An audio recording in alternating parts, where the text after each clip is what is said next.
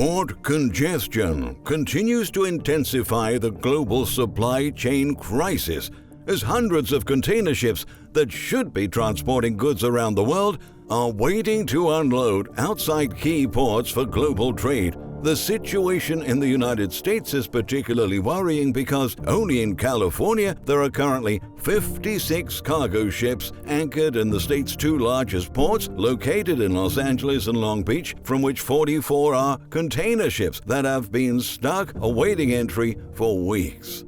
That's the highest number recorded since the beginning of the health crisis. It bypasses the infamous record of 40 set in February 2021, according to a report released by the Marine Exchange of Southern California. And the logjam is likely to get much worse as the run-up to the holiday selling season has just begun. Retailers are completely desperate to stock up their inventories before the season starts and before more product shortages emerge. They've been dealing with dwindling inventory levels in many categories, from apparel to electronics to furniture, toys, and food. The unprecedented backlog is a result of a historic labor shortage, health crisis-induced disruptions, and higher consumer demand for holiday goods. Port of Los Angeles data reveals that the average wait time for ships rose to 7.6 days. The normal number of container ships at anchor is between 0 and 1, explained Kip Lutet, the executive director of the Marine Exchange of Southern California. Together, Los Angeles and Long Beach ports handle about 1/3 of all U.S. imports. The California ports operate as a primary source of imports from China and have faced severe congestion throughout the past 12 months. Part of the problem is that the ships are double or triple the size of the ships we were seeing 10 or 15 years ago. They take longer to unload. You need more trucks, more trains, more warehouses to put the cargo in, Lutet said. The congestion is worsening the global shipping container shortage, given that container ships are being forced to anchor and wait for days, while companies importing and exporting goods to and from Asia are struggling with additional shipping delays.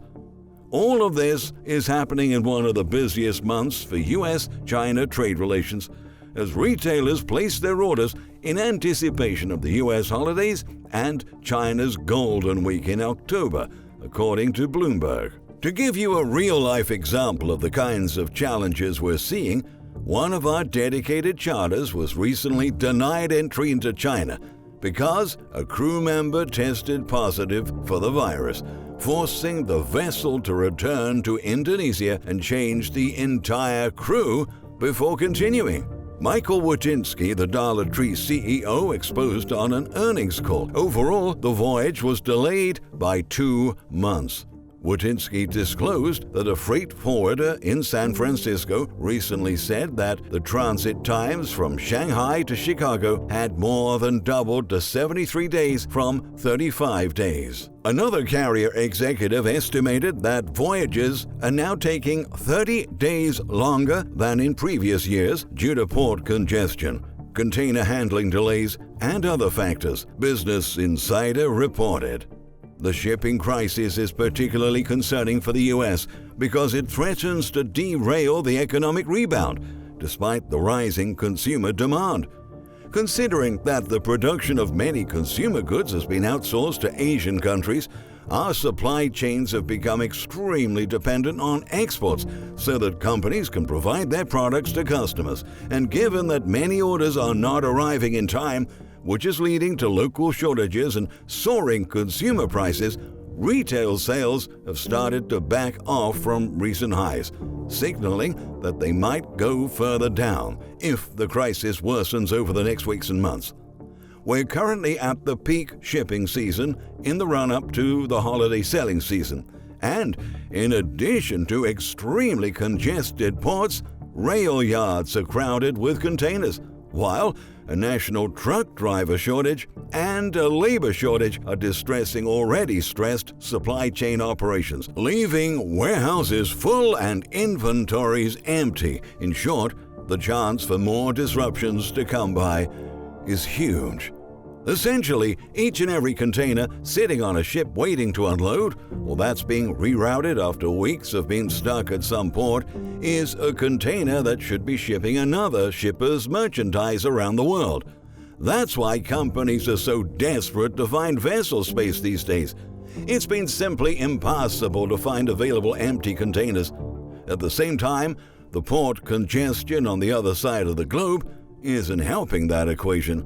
On August 11th, China shut down operations at the container terminal at Ningbo Session Port, one of China's busiest ports. That has instantly made everything a whole lot worse. A recent Wolf Street report describes that container carriers had to reroute vessels. They told customers should brace for long delays because other ports could not handle the additional vessels either. Even though the container terminal at Ningbo resumed operations this week, the enormous backlog of containers at the port on vessels with China's trucking companies and railways and the chaos it caused in the shipping world will continue to disrupt the flow of containers and merchandise, possibly for months, Richter reported.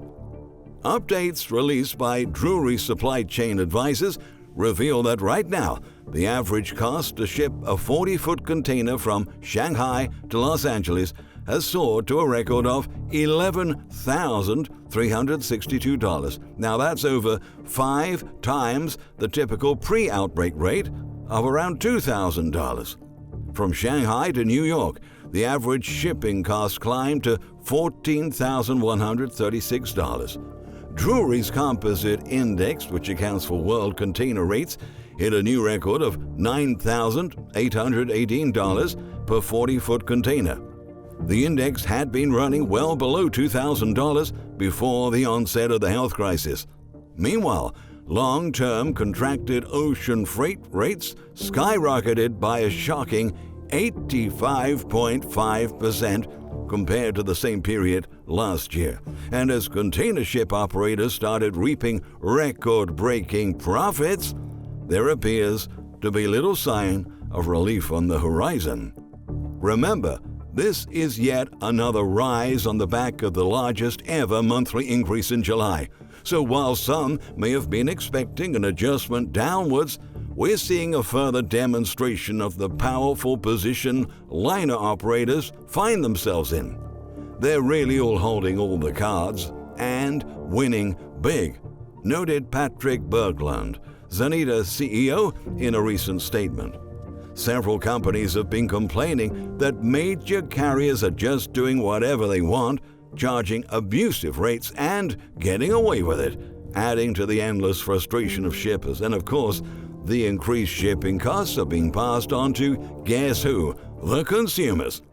Over the coming months, while we can't be certain of a repeat of the astronomical monthly increases the industry has grown accustomed to, further gains are certainly not out of the question, Berglund added. There's still a dearth of equipment, high demand, and, worryingly, very congested ports that are choking up the supply chain for shipping and retailers, he said.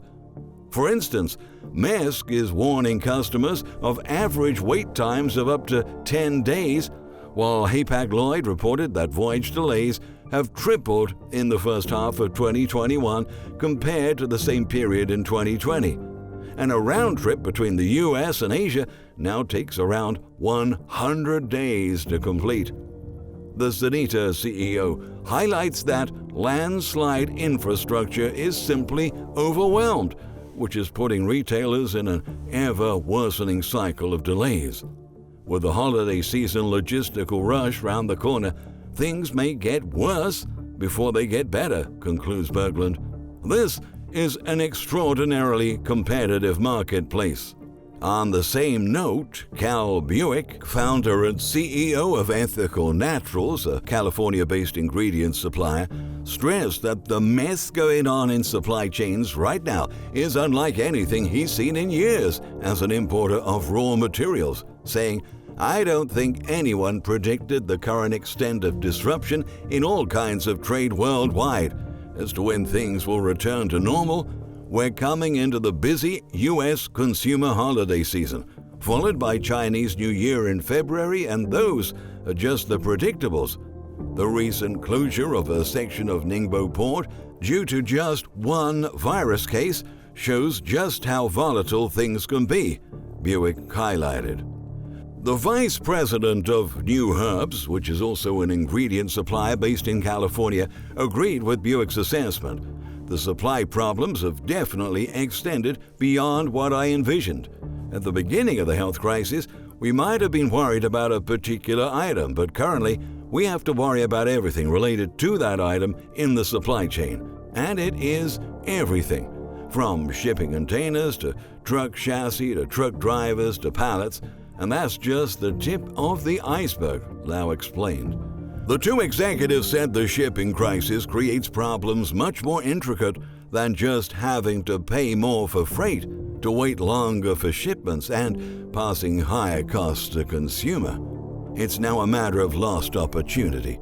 Shipping containers are no longer moving around the global system in the same predictable manner as they used to. The crisis added a factor of unpredictability into the shipping system that was never seen before. I think it's an issue of predictability, or the flip side of the coin, unpredictability. It has a knock-on effect that impacts all parts of the system, from processing to importing to production. If you don't have everything that you need to manufacture an item, from lids to bottles to all the ingredients in a product to boxes, you can't make it. So how do you do production planning in that kind of environment? Asked Lau. None of them think the crisis will ease anytime soon. In an interview with Natural Ingredients USA, both Buick and Lau admitted they're bracing for a long period of pain.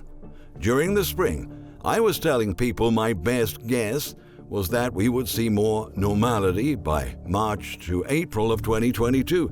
If things stay the way they are with product demand and the challenges of the health crisis, I'm thinking we will all be dealing with shipping problems at least until the end of 2022. Most likely into 2023, said Lau. For its part, Buick said, "Someday I expect we'll return to a new normal, but I can't say when that will be."